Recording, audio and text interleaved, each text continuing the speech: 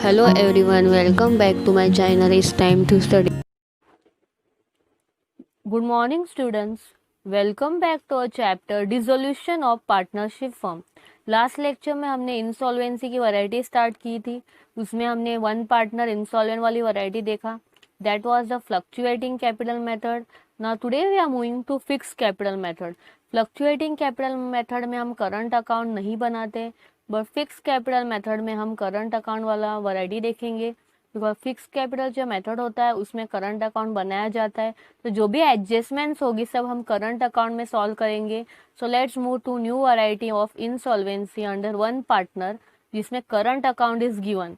मतलब कौन सा मेथड है ये? Fix capital method in which one partner is insolvent. So let's check the question. Come to page number 228 of BK textbook.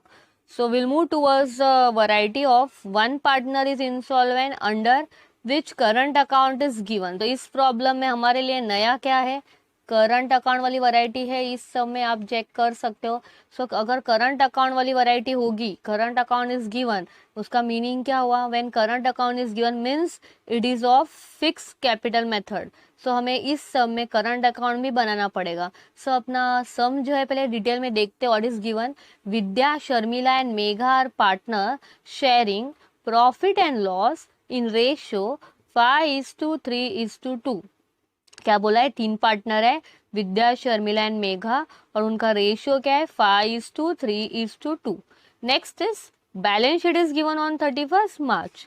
Liability side check करते हैं. What is given in liability side? Capital. Capital में भी हमारे पास Vidya, Sharmila and Megha तीनों का liability में. उसके बाद current account is new variety. Vidya and Sharmila liability side है and Megha is asset side. It is given. Creditors, bills payable, liability is given. Asset side में sundry assets is given and after that bank is given. फिर उसके बाद last line read करते हैं. Ledger पूछा है. Prepare realisation account, current account, partners capital account and bank. Means important point is एक ledger इस सम में हमें नया ड्रॉ करना है, करंट अकाउंट वाला वैरायटी. तो पहला हम रियलाइजेशन ड्रॉ करेंगे, उसके बाद करंट अकाउंट बनाएंगे, नेक्स्ट कैपिटल और फिर बैंक बनाएंगे. So prepare the ledger. So prepare the ledger in the books of Vidya, Sharmila and Megha. First realization account, second partners current account. 3 partner बनाओ particular. Vidya, Sharmila, Megha same debit credit. Capital account उसमें भी 3 same format, particular 3 partner, again particular 3 partner and one more ledger bank account debit credit. So यहाँ पे हमने 4 ledgers draw कर दिए. New varieties current account is given. So पहले हमें current account बनाना है और फिर उसके बाद हमें क्या बनाना है? Capital account. So now will start with our balance transferring. So capital account और करंट अकाउंट और बैंक तीनों में बैलेंस जाएगा. सबसे पहला करंट अकाउंट देखो, 2 पार्टनर का लाइबिलिटी में है और 1 पार्टनर का असेट्स में है. तो जिसका लाइबिलिटी में आया है वो क्रेडिट में बैलेंस भेजो. तो bye balance brought down.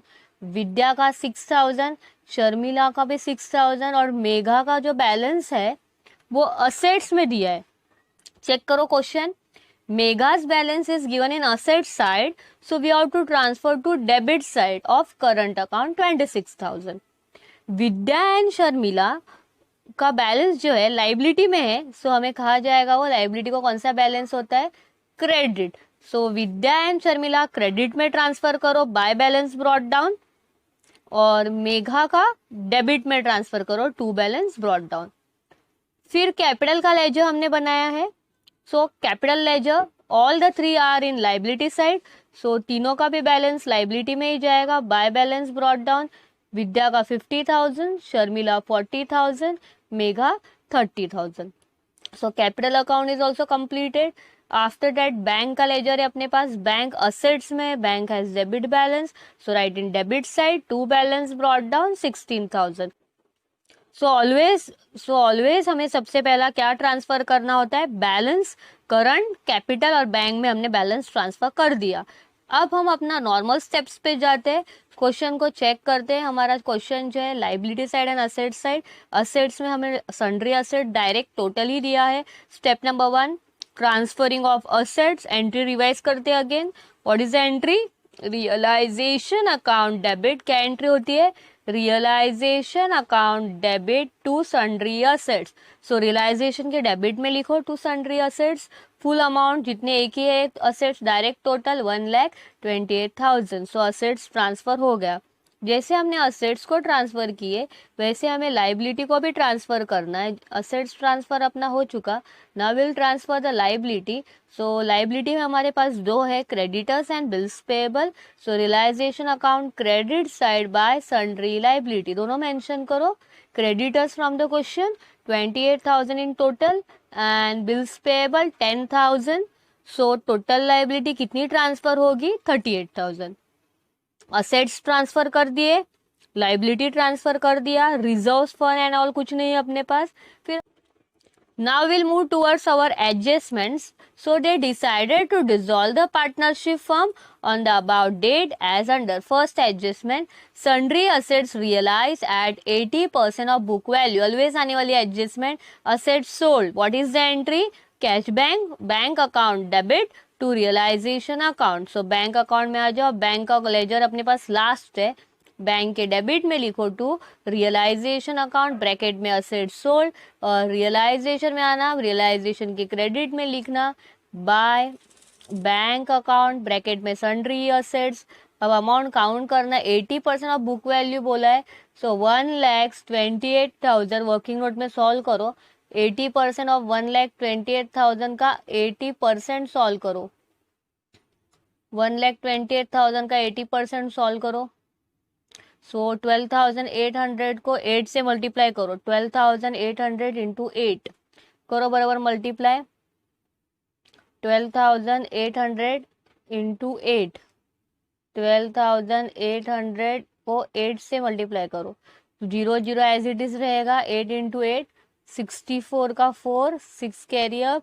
8 into 2 16, 16 plus 6 कितना होता है? 22. 2 कैरी अप. 8 इंटू 1 8 और 8 प्लस 2 10. सो ये आया answer. So what will be the amount? 102,400 asset sold. दूसरा इफेक्ट देना है हमें, बैंक में इफेक्ट दो. बैंक में लेके जाओ. बैंक अकाउंट में कहा जाएगा डेबिट साइड में to realisation account 102,400. Now check adjustment number second, unrecorded outstanding expenses 8,000 paid off. And third adjustment, realization expenses 6,000. So यहाँ पे जो एंट्री होगी वो क्या होगी? Realisation account debit, outstanding expenses pay करने बोला है हमें. सो आउटस्टैंडिंग एक्सपेंसेस जो पे होता है वो और लाइबिलिटी पे की एंट्री भी सेम होती है. अब हमारे पास देखो सेकेंड एडजस्टमेंट, थर्ड एडजस्टमेंट और फोर्थ एडजस्टमेंट, उनकी सबकी एंट्री सेम होने वाली है. देखो पहले तो हम एडजस्टमेंट्स को रेफर करते हैं. आउटस्टैंडिंग एक्सपेंसेस भी पेड है, रियलाइजेशन एक्सपेंसेस भी पेड है और क्रेडिटर्स और बिल्स पेएबल भी पेड है. बट रियलाइजेशन वाली एंट्री हम अलग से करेंगे और क्रेडिटर्स, बिल्स पेएबल और आउटस्टैंडिंग को हम एक साथ पे करेंगे. तो एंट्री क्या होगी? Realisation account debit to bank, उसमें क्रेडिटर्स और बिल्स पेएबल पे एडजस्टमेंट फोर्थ है, वो कितना है? 34,000. और अनरिकॉर्डेड आउटस्टैंडिंग पे सेकेंड है, वो कितना है? 8,000. सो लाइबिलिटी सब साथ में लेते हैं और एक्सपेंसेस अलग करते हैं. सो आउटस्टैंडिंग एक्सपेंसेस भी एक लाइबिलिटी होती है, इसलिए हमने वो 8,000 और क्रेडिटर्स और बिल्स पेएबल का 34, तो टोटल 42 आया. उसका दूसरा इफेक्ट देंगे हम बैंक में. बैंक में आ जाओ. बैंक में क्रेडिट में लिखना बाय रियलाइजेशन अकाउंट, ब्रैकेट में लाइबिलिटीज पेड कर दो 42. ये हमने एक कर दिया. अब उसके बाद एक्सपेंसेस की भी एंट्री सेम ही होती है, पर उसका अलग से इफेक्ट देंगे, बिकॉज अलग दिखाएंगे तो अगर हमें जर्नल पूछते तो हमारी एक और एक्स्ट्रा एंट्री होती है. तो जितनी ज्यादा एंट्री उतना मार्क्स का वेटेज होता है. तो कंबाइन में कर दिया तो एक एंट्री का मार्क्स का वेटेज कम हो जाएगा. दैट्स वाई डिसोल्यूशन एक्सपेंसेस की अलग से एंट्री करो. Realisation account debit to bank, again one more entry. Realisation expenses कितना दिया अनरिकॉर्डेड के बाद?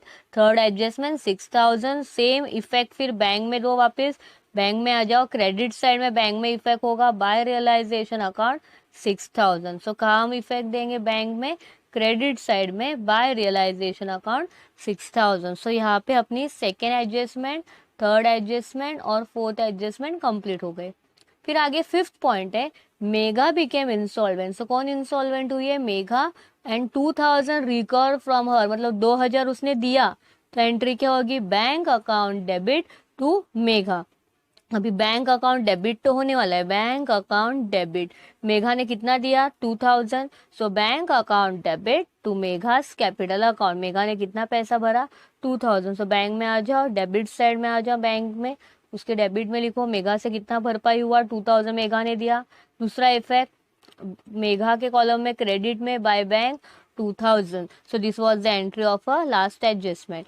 नाउ चेक, अब तो ओवरऑल अपने सारे एडजस्टमेंट हो चुके हैं, खाली इंस्टॉलमेंट वाली एंट्री बाकी है, बट सबसे पहले हम पहला अकाउंट क्लोज कर देते हैं। अब देखो नॉर्मली हम लोग जो पहला अकाउंट में जो भी प्रॉफिट लॉस होता है वो हम कैपिटल में ट्रांसफर करते थे, अब हम वो कैपिटल में नहीं करेंगे, अब हम करंट में करेंगे, because current account is ready.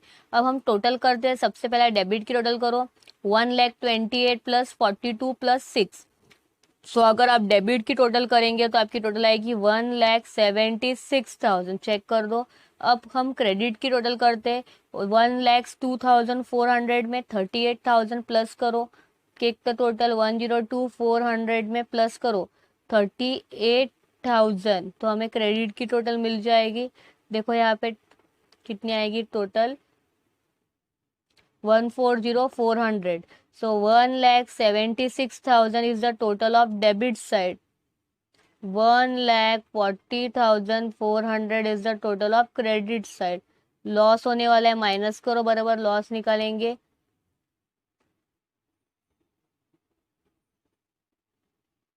35,600 का लॉस हुआ। अब हम उसका रेशियो में डिस्ट्रीब्यूट करेंगे, रेशियो 5:3:2 है, सो बराबर डिस्ट्रीब्यूट करो 35,600, डिस्ट्रीब्यूशन ऑफ लॉस लिखो into 5 divide by 10, 0 6 5 30, carry up 5 5 25 26 27 28, 8 carry up 2 5 15 16 17, पहला आया 17,800, विद्या का शेयरिंग आया 17,800।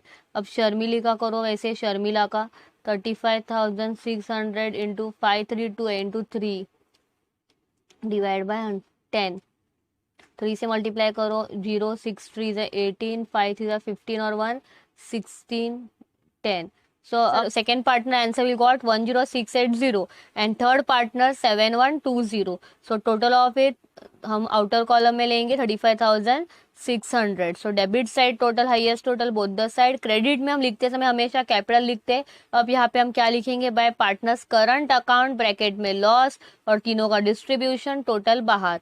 अब उसका ऑपोजिट इफेक्ट होगा, करंट अकाउंट में आ जाएंगे, करंट अकाउंट में हम डेबिट में इफेक्ट देंगे टू रियलाइजेशन अकाउंट ब्रैकेट में लॉस 17,800, 10680 एंड 7120। अब हमें करंट अकाउंट को क्लोज करना है और करंट अकाउंट का जो बैलेंस है वो कैपिटल में ट्रांसफर करना है। एक एक पार्टनर का क्लोज करो, सबसे पहला विद्या क्रेडिट में 6,000 है और डेबिट में 17,800 है, तो debit total is highest, so credit में मिलेगा बैलेंस, बैलेंस को नाम क्या देंगे, bye partners capital. Next Sharmila debit 10680, credit again 6,000, तो डिफरेंस लो 4680, वो भी पार्टनर्स कैपिटल। मेघा डेबिट की टोटल देखो और क्रेडिट की टोटल देखो, डेबिट 26,000 प्लस 7,120 33,120, और क्रेडिट में देखो कुछ है क्या माइनस करने को, कुछ भी नहीं है, तो यही बैलेंस आएगा 33,120। करंट अकाउंट में सभी बैलेंस क्रेडिट साइड आया है, तो अब हम वो करंट अकाउंट का बैलेंस कैपिटल में डेबिट में ट्रांसफर करेंगे टू पार्टनर्स करंट अकाउंट, यहाँ क्रेडिट में है, सो कैपिटल अकाउंट में डेबिट साइड ट्रांसफर करो, entry will be partners capital account debit to partners current account. So debit side में हम इफेक्ट देंगे to partners current account 11,800, 4,680 and 33,120। अब हमें सॉल्व करना है अपनी इंसॉल्वेंट वाली वैरायटी, हमारा नॉर्मल स्टेप। अब देखो इंसॉल्वेंट वाली वैरायटी में मेगा इंसॉल्वेंट है, तो हम वर्किंग नोट करेंगे calculation of capital deficiency of mega. अब देखो डेबिट की टोटल करो, मेगा की डेबिट की टोटल करो 33,120, और मेगा की आप क्रेडिट की टोटल करो 30,000 प्लस 32,000, तो 32,000 मेगा की क्रेडिट की टोटल है, माइनस करो तो उसका डेफिशिएंसी कितना आएगा 3 minus 2 1 1120 112। So how much is the deficiency of Megha debit minus credit की हमने 1120। अब now the 1120 will be share और borne by both the solvent partner, मतलब विद्या एंड शर्मिला, दोनों को 1120 का पार्टीशन करना है। रेशो क्या है 5:3। तो पहला पार्टनर है विद्या, 5/8। क्या होगा सॉल्व, 1120 इंटू 5/8। अब पहले हम डिवाइड करते हैं 1120 को 8 से। 8 का टेबल आता है 8 1 जा 8, 11 में से 8 माइनस करो, 9 10 11, मतलब 3 आएगा 32। तो 32 आया, तो 1120 को 8 से हम मल्टीप्लाई करेंगे। पहले 8 1 जा 8 आया, उधर 32 आ गया। अभी 8 के टेबल में 32 आता है ना 4 से, और 0 140 आया। 140 को हमें मल्टीप्लाई करना है पहले 5 से। 5 0 0, 5 4 20, 5 1 5 और 2 7, 700 पहला। तो अगर 1140 में से 700 फर्स्ट पार्टनर का है, तो रिमेनिंग पार्टनर का कितना होगा 420। तो हमारी एंट्री क्या होती है, solvent partners capital account debit to insolvent partner, ऐसी हमारी एंट्री होती है। तो सॉल्वेंट का नाम क्या है, Vidya's capital account debit, Sharmila's capital account debit to Megha. समझा, एंट्री क्या होती है, Vidya's capital account debit Sharmila's capital to Megha. So Vidya के डेबिट में लिखो टू मेगा 700। विद्या को कितना पैसा देना पड़ेगा 1120 में से 700, बिकॉज उसका शेयर ज्यादा है, और शर्मिला का 420। सॉल्वेंट के डेबिट में हमने इनसॉल्वेंट का नाम लिखा। अब इनसॉल्वेंट अकाउंट में क्रेडिट में जाओ, इनसॉल्वेंट के ले जाओ, में क्रेडिट साइड में लिखेंगे हम बाय सॉल्वेंट पार्टनर का नाम। So by Vidya and by Sharmila, installment में 700 विद्या एंड शर्मिला का 420। फाइनली फिर मेघा का अकाउंट क्लोज करेंगे, बिकॉज डेफिशिएंसी तो बॉर्न हो गया। सो मेघा का आंसर आ गया 33,120। अब जो रिमेनिंग सॉल्वेंट पार्टनर है उनका जो बैलेंस है वो कहा जाता है बैंक में। विद्या का क्लोज करो, क्रेडिट की टोटल है 50,000, डेबिट की टोटल करो 11,800 में 700 प्लस करो, 8 और 7 कितना होता है 15। सो 5 आएगा, ऊपर एक कैरी होगा, तो 12,500 आएगा।